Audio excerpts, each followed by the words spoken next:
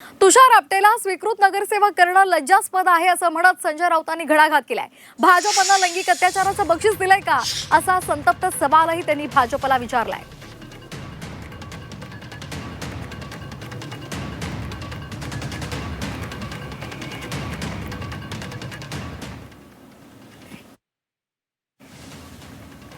तर संजय राऊतांनी भाजपवर टीका केलेली आहे। अत्याचाराचं बक्षीस त्याला दिलंय का असं म्हणत स्वीकृत नगरसेवक करणं लज्जास्पद असल्याचं सुद्धा त्यांनी भाजपला ठणकावलेलं आहे। संजय राऊतांनी या मुद्द्यावर भाष्य केलेलं आहे आणि त्यांनी भाजपला खोचक सवाल केलेला आहे। लैंगिक अत्याचाराचं बक्षीस दिलंय का असं म्हणत त्यांनी भाजपवर घणाघाती टीका केलेली आहे। तर तुषार आपटेला स्वीकृत नगरसेवक भाजपनं केलेला आहे आणि यावरून त्यांनी प्रश्न विचारलेत।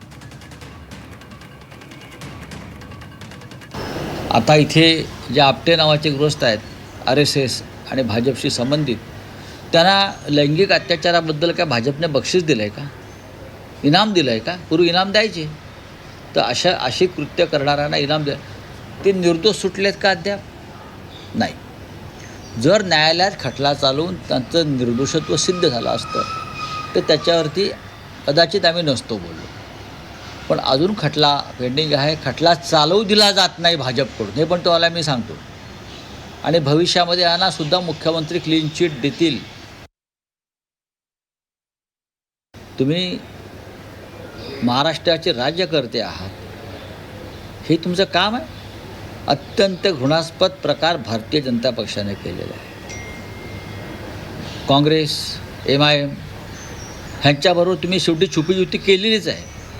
आणि आता एका बाजूला लैंगिक अत्याचारात जे प्रकरण सगळ्यात जास्त या महाराष्ट्रात गाजलं आणि जनता हादरली, त्यातल्या आरोपींना तुम्ही तुमच्या पक्षात सन्मानानं घेऊन महानगरपालिकेत पाठवताय, ते पण स्वीकृत।